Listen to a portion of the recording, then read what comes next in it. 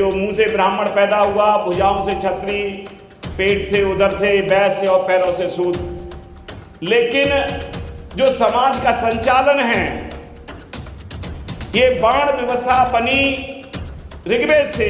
मनुस्मृति ने धर्म के नाम पर जो कानून बनाए, उसमें समाज को किस तरह से उसका संचालन करना है, वो सारी व्यवस्था उसमें दी गई है। मैं अगर संवैधानिक भाषा में बात करूं तो बाबा साहब डॉक्टर अम्बेडकर ने ये डिक्लेयर किया कि ये जो व्यवस्था इस देश में बनी है, जिसने व्यक्तियों का विभाजन किया है, वो जन्म के आधार पर किया है। शूद्र की जो ड्यूटी लगाई गई मनुस्मृति में कि ये तीनों वर्णों की अपेक्षा अपने को कभी अपमानित महसूस न रह करके, अपमानित महसूस ना करे, अपमान रहित रह करके तीनों वर्णों की सेवा करनी है।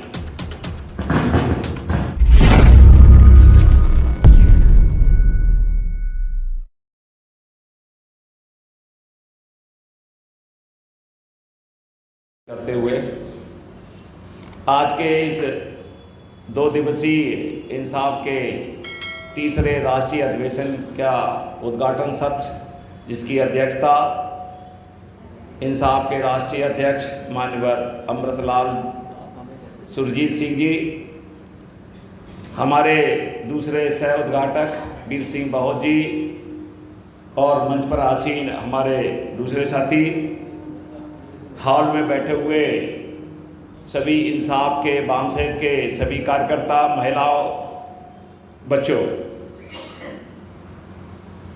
अभी साथियों, देश की परिस्थिति को लेकर के सोशल मीडिया पर बहुत सारा डिबेट और डिस्कशन होता है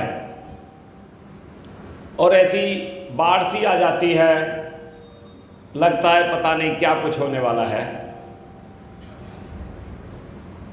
क्योंकि हम जो सुन रहे हैं अपने कानों से वो सारा रिएक्शन है।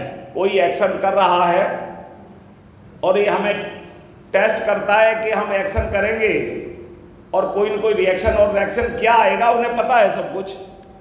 वो अपनी लेबोरेटरी में यही टेस्ट करते हैं कि वो रिएक्शन क्या आएगा। हम अपनी जब पढ़ते थे तब भी प्रैक्टिकल करते थे केमिस्ट्री में, ये पता था कि हम ये इसमें डालेंगे, इसका ये रिएक्शन होगा, और जब रिजल्ट आ जाता था हम उस पर लिख देते कि ये रिजल्ट ये आ गया है। आज भी हम जब देखते हैं तो यही हो रहा है। नागपुर की एक लेबोरेटरी है, वो डिसाइड करती है एजेंडा क्या रहेगा और हमें नहीं पता होता, और उस एजेंडे में जाने अनजाने में हम लोग काम कर रहे होते हैं। उसी पर हमारी सारी की सारी एनर्जी लग जाती है, क्योंकि हमें नहीं पता हमारा क्या एक्शन होगा। साथियों, इसलिए थोड़ा सा हमें सावधानी के चलने की ज़रूरत है। जैसा कि सीवी राहुल जी ने बात की थी कि हमें कुछ भाषा का प्रयोग और वो संवैधानिक मर्यादा रखने की बात कही है। जो जैसा माहौल चल रहा है, मेरी कोशिश होगी कि मैं राष्ट्रपिता ज्योतिराव फुले, बाबा साहब डॉक्टर अम्बेडकर और जो हमारे महापुरुष हुए हैं, उन्होंने जो बात कही है उसी को कोट करूं। आज का हमारा ये उद्घाटन सत्र है। जैसा कि उद्घाटन सत्र में विषय दिया है, वर्ण व्यवस्था के अंत से ही धर्मनिरपेक्ष संवैधानिक भारत का निर्माण संभव है। दूसरा है, समृद्ध भारत के निर्माण के लिए आज़ादी की दूसरी जंग लड़नी होगी। ये दोनों ही को रिलेटेड हैं। वो आज़ादी की जो जंग लड़नी है वो व्यक्तियों से नहीं, इसी जो हमारे वर्ण व्यवस्था है, इसी वर्ण व्यवस्था से लड़नी है आज़ादी की जंग। एक दूसरे के को रिलेटेड है दोनों के दोनों विषय, इसलिए अलग अलग नहीं है। कोई व्यक्तियों के बीच में कोई आज़ादी की जंग नहीं है। बाबा साहब डॉक्टर अम्बेडकर ने भी ये बात कही थी। इसलिए सबसे पहली बात यह है कि ये हजारों सालों से वर्ण व्यवस्था बनी चली आ रही थी, जिसका जन्म ऋग्वेद के 10वें मंडल में कि ब्राह्मण के मुंह से ब्राह्मण पैदा हुआ, भुजाओं से क्षत्रिय, पेट से उदर से वैश्य और पैरों से शूद्र। लेकिन जो समाज का संचालन है, ये बाण व्यवस्था बनी ऋग्वेद से, लेकिन उसके आगे फर्दर उसका जो ऑपरेशन होना है, संचालन करना है, ये चारों वर्ण किस तरह से आचरण करेंगे, ये सारा का सारा मनुस्मृति में दिया हुआ है। वो सारा का सारा मनुस्मृति में दिया हुआ है। और हम सभी देश में चाहे कोई कुछ भी कहे, हमारा जो आचरण होता है जन्म से लेकर के मृत्यु तक, हम समाज का कोई भी वर्ग हो, सारा का सारा आचरण हमारा मनुस्मृति के हिसाब से ही है। क्योंकि वो मनुस्मृति ने धर्म के नाम पर जो कानून बनाए, उसमें समाज को किस तरह से उसका संचालन करना है, वो सारी व्यवस्था उसमें दी गई है। तो वर्ण में दूसरी बात, जब ये हजारों सालों से चली आ रही थी व्यवस्था, अलग अलग मत हैं, कभी ईसा से पुरानी बात करते हैं, मनु ने बनाई, अभी नई आ रही है कि निकल के को मुगल शासन में सारी की सारी मनुस्मृतियाँ धार्मिक ग्रंथ लिखे गए। हम इस विषय पर नहीं जाना चाहते कब लिखे गए, लेकिन ये हमारे लिए महत्वपूर्ण है कि ये जो चली आ रही व्यवस्था को अपराध किसने बताया, ये किसने डिक्लेयर किया कि ये वर्ण व्यवस्था के आधार पर चलने वाली जो व्यवस्था है ये अपराध है, या इससे जो ऑपरेशन समाज के अंदर हो रहा है उससे इक्वलिटी नहीं आती, न्याय नहीं मिलता, ये व्यवस्था के ऊपर प्रश्न चिन्ह किसने लगाया, ये हमारे लिए महत्वपूर्ण है। क्योंकि ऐसा नहीं था कि समाज पहले नहीं चल रहा था, व्यवस्था से चल रहा था, आज संविधान से चल रहा है, लेकिन ये व्यवस्था सबसे पहले, मैं अगर संवैधानिक भाषा में बात करूं तो बाबा साहब डॉक्टर अम्बेडकर ने ये डिक्लेयर किया कि ये जो व्यवस्था इस देश में बनी है, जिसने व्यक्तियों का विभाजन किया है, वो जन्म के आधार पर किया है, और जन्म के आधार पर इस तरह से विभाजन किया है कि इस देश का 85 से 95%, 92.5% जो वर्ग है, जिसमें 85% पॉपुलेशन SC ST OBC की है, और 7.5% महिलाएं जो सवर्णों की है, उनको भी 92.5%, 92% लोगों को धन रखने का अधिकार नहीं है, शिक्षा पाने का अधिकार नहीं है। क्योंकि धन के जो सोर्स हैं, जो स्रोत हैं, वो तीनों वर्ण के पास थे, ब्राह्मण और क्षत्रिय और वैश्य के पास थे। धन के सोर्स क्या हुआ करते थे? एक धार्मिक दान था, जो दान के स्वरूप में दिया जाता था, उसमें अधिकार ब्राह्मण का था। दूसरा जो सोर्स था वो टैक्स था, जो राजकोषीय होता था, सरकार लेती थी, राजा होते थे, वो टैक्स लेता था, उसके ऊपर अधिकार क्षत्रिय का था। और तीसरा जो धन का स्रोत था, व्यवसाय का था, जो भी किसी भी तरह का व्यवसाय है, उस व्यवसाय के ऊपर भी जो अधिकार था वो वैश्य का था। यानी धन के जितने भी सोर्स थे, उन सोर्स के ऊपर अधिकार तीनों वर्ण का था, ब्राह्मण क्षत्रिय वैश्य का। जो चौथा वर्ण बनाया गया, जिसको शूद्र कहा गया, उसको धन का कोई सोर्स नहीं, उसका काम दिया गया। मनुस्मृति के एक किताब में पढ़ रहा था, 88 से लेकर अध्याय 1 के 88, 89, 90, 91 ये श्लोक हैं। एक में पढ़ रहा था 90, 91, 92, 93, अलग अलग उनका हो सकता है, लेकिन लिखा सब में वही है कि आपका काम क्या है, ब्राह्मण का काम क्या है, दान देना, दान लेना, पढ़ाना और पढ़ना। क्षत्रिय का काम क्या है कि वो रक्षा करना। देखो, इसमें मैं पढ़ रहा था, उसमें बड़ी गंभीर बातें हैं। ब्राह्मण को कहीं भी भोग विलास की मनाही नहीं थी, लेकिन क्षत्रिय के लिए मनाही है कि वो इसमें लिप्त ना हो, नहीं तो रक्षा नहीं कर पाएगा। वैश्य के लिए व्यवसाय करने की है कि उसको कहीं से भी लाए वो, लेकिन उसमें यह भी है कि जो धन है, इस पृथ्वी पर जितना भी धन है वो ब्राह्मण का धन है, उस पर ब्राह्मण का अधिकार है, वो किसी से भी छीन सकता है। और जो शूद्र है, शूद्र की जो ड्यूटी लगाई गई मनुस्मृति में कि ये तीनों वर्णों की अपेक्षा अपने को कभी अपमानित महसूस न रह करके, अपमानित महसूस ना करे, अपमान रहित रह करके तीनों वर्णों की सेवा करनी है। और उसमें उसके बदले में क्या देना है यह भी लिखा हुआ है उसमें, कि खाने में झूठन देनी है, उतरे हुए कपड़े देने हैं। ये मेरे पास बाकायदा लिखे हुए हैं सारे के सारे, कौन से श्लोक में। और रहने के लिए जो पुआल है, जहां चरा जो आपके पशु बांधे जाते हैं, वो जगह सुनिश्चित की गई है इनके रहने के लिए। अगर इनको मकान भी कहीं झोपड़ी भी डालनी है तो वो जगह निश्चित है गांव में जिसकी कभी हवा नहीं चलती। या तो साउथ होगा, सबसे ज़्यादा धूप रहती है और कभी साउथ की हवा नहीं चलती। कभी बरसात के मौसम में देखा होगा, अगर साउथ की कोई हवा चल जाती है कभी कभी तो कहते हैं बहुत बड़ा कोई तूफान आने वाला है, कोई बहुत बड़ी बारिश होने वाली है। विपरीत परिस्थितियों में हवा चलती है, नहीं तो अपवित्र हो जाएंगे।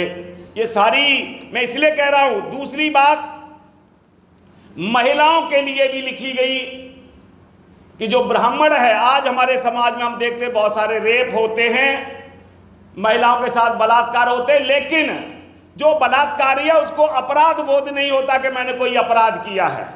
वो इसलिए कि मनुस्मृति में लिखा हुआ है कि ब्राह्मण को ये अधिकार है कि वो चारों वर्णों की महिलाओं के साथ संबंध बना सकता है। क्षत्रिय को ये अधिकार है कि ब्राह्मण की महिला को छोड़ करके तीनों वर्णों की महिला के साथ। वैश्य को ये है कि दोनों वर्णों की महिलाओं के साथ। इसलिए उनको कोई अपराध नहीं होता, क्योंकि वो मनुस्मृति में उसको संवैधानिक बताया गया है। और सारे के सारे लोग इस व्यवस्था से जी रहे थे। जब अंग्रेज आए, अंग्रेजों ने पढ़ने का अधिकार दिया, उसमें मैं जाना नहीं चाहूंगा क्योंकि सारे लोग पुराने साथी जानते हैं। फुले ने एक किताब लिखी, किसान का कोड़ा। मैं भी पूछ रहा था कि है यहाँ बहुत कम मिलती है, मुझे नहीं मिली। मैं एक बार महाराष्ट्र में हिंगोली में मैं एक कैडर कैंप लेने के लिए गया, वहाँ मुझे किताब मिली, किसान का कोड़ा। वो अभी यहाँ है, मेरे को अच्छा लगा, मैंने बेच रहा साथी। तो उसमें राष्ट्रपिता ज्योतिराव फुले ने शूद्रों का, किसानों के गरीबी के कारण बताए, और उन्होंने लिखा कि मेरे जो साहित्य लिखने का कारण क्या है। उन्होंने 3 बातें उसमें दी हैं कि मेरी जिंदगी का मकसद क्या है। सबसे इंपॉर्टेंट साथियों बात है सत्य का बोध कराना, क्योंकि हमें सत्य का बोध नहीं है। दूसरा है कि सामाजिक कर्तव्य का निर्वहन करना। अभी हम जो बात कर रहे हैं, हमारे सारे साथियों ने बात की, सबसे ज्यादा महत्वपूर्ण है सत्य का बोध कराना। हमको सत्य का बोध नहीं है। जो हमारा समाज है, जिसकी बात हम 85% की बात करते हैं, इसको सत्य का बोध नहीं है। दूसरी बात है कि हमारे पास हमारी जो सामाजिक जिम्मेदारी है, सोशल रेस्पॉन्सिबिलिटी है, हमारी सामाजिक जो कर्तव्य हैं, उसके निर्वहन का बोध नहीं है। ज्योतिराव फुले ने अपनी लाइफ में यही काम किया। उन्होंने कहा कि सत्य का बोध कैसे होगा। सबसे पहली इंपॉर्टेंट बात की इन्होंने शिक्षा की। उन्होंने बताया कि इनके गरीबी के कारण क्या हैं। मैंने वर्ण व्यवस्था में बात की कि वर्ण व्यवस्था से 3 वर्ण को ही उसका अधिकार था, लेकिन आते आते जब अंग्रेज आए तो उसमें बहुत सारे रिलैक्सेशन आ गए कि हमारे लोग भी खेतीहर मजदूर हो गए, खेती करने लगे, शूद्रों के पास खेती हो गई, बहुत सारे राजा भी होने लगे। उन्होंने कहा कि इस देश में एजुकेशन फ्री एंड कंपलसरी होनी चाहिए। हमारे गरीबी का कारण यह है कि जो पंडित पुरोहित है, ब्राह्मण है, इसका हमारे सब व्यवस्था के ऊपर कब्जा है, जन्म से लेकर मृत्यु तक। ये बाबा साहब ने भी कहा है 1929 में 10 नवंबर 1929 को बेलगांव में कहा कि जब बच्चा हमारा पैदा होता है और मरने तक वो जब जवान होता है, फिर बूढ़ा हो जाता है, उसके बाद डेथ हो जाती है, जो पुरोहित है वो ब्राह्मण है, एक दुष्ट आत्मा की तरह हमारे समाज के ऊपर वो मंडराता रहता है और हमारा शोषण करता है। तो राष्ट्रपिता ज्योतिराव फुले ने किसान के कोड़ा में क्लियर बात कही है कि हमारा जो शोषण है वो पुरोहित करता है। जो किसान है मजदूरी करते हैं, जन्म से लेकर के जैसे ही लेडीज प्रेग्नेंट होती है वहां से उसका शुरू हो जाता है हवन सामग्री, जो भी वो पूजा करता रहता है, आपका शोषण करता है। बड़ा हो जाता है, शादी होती है, फिर करता है, मर जाता है, श्राद्ध करता है, कह रहा पूरी जिंदगी उनको खाता पीता रहता है, वो गरीबी का कारण है। दूसरा उन्होंने बताया कि जो हमारे युवक हैं, यूथ है, वो बिना पढ़े लिखे हैं, इसलिए उनको सत्य का बोध नहीं है। तीसरा उन्होंने बताया कि अगर हमें कुछ सरकारी योजनाओं का लाभ मिले, अगर हमारा किसान भाई है वो साहूकार जो महाजन है उससे ब्याज पर पैसा लेता है, उसका कर्जा ही उतारता रहता, बिना पढ़े लिखे लोग हैं, अगर उसे कुछ सरकारी योजनाएं अंग्रेजी शासन में मिलती हैं तो अंग्रेजी प्रशासन के अंदर सारा का सारा जो प्रभुत्व है वो ब्राह्मणों का है, हिंदुओं का है। इसलिए अगर हम लोग उनके पास जाते अंग्रेजी प्रशासन के पास तो वहां पर वो हमें दुत्कार करके, फटकार करके, लुत्कार करके हमें भगा देते हैं और हमारा वहां पर भी अपमान होकर के वापस आ जाते हैं, हमें वहां कोई वो नहीं होता। इसलिए ज्योतिराव फुले ने कहा कि हमारा जो यूथ है उसको पढ़ने की जरूरत है। तीसरी बात उन्होंने कही कि जनसंख्या का जो बढ़ता बोझ है, कि थोड़ी बहुत जो जमीन है वो तो उतनी ही है, लेकिन जनसंख्या जनरेशन टू जनरेशन बढ़ती जा रही है, उससे सारा का सारा जो बोझ है वो जमीन के ऊपर है। जमीन, लैंड तो बढ़ नहीं रही, लैंड तो उतनी है, उतने ही संसाधन हैं, इसलिए सारा का सारा बोझ वो जमीन के ऊपर है, हमारी खेती के ऊपर है, मजदूरी के ऊपर है। जो बकरी पालता है, कोई गाय पालता है, कोई भैंस पालता है, दूध का वो करते हैं। इसके लिए उन्होंने सरकार से मांग की कि पहली बात तो हमारे जो युवाएं हैं, बच्चे हैं, इनको एजुकेशन चाहिए फ्री एंड कंपलसरी। दूसरी बात कही उन्होंने कि हमारी प्रशासन में भागीदारी चाहिए,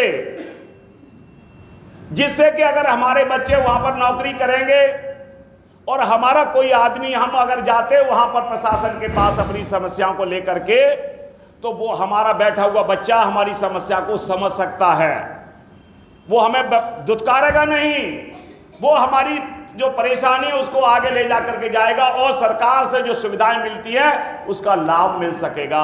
और तीसरी बात है कि जो हमारा जनसंख्या का बोझ है वो भी कम होगा कि हमारे बच्चे उधर रोजगार में जा रहे हैं।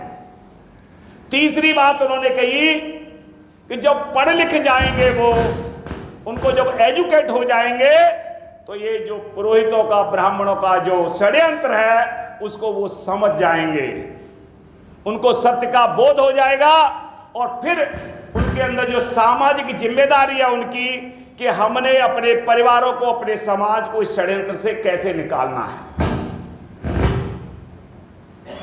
तीसरी उन्होंने जो बात कही कि सरकार से जो हमारी खेती है वो पुराने ट्रेडिशनल उसमें चली आ रही है।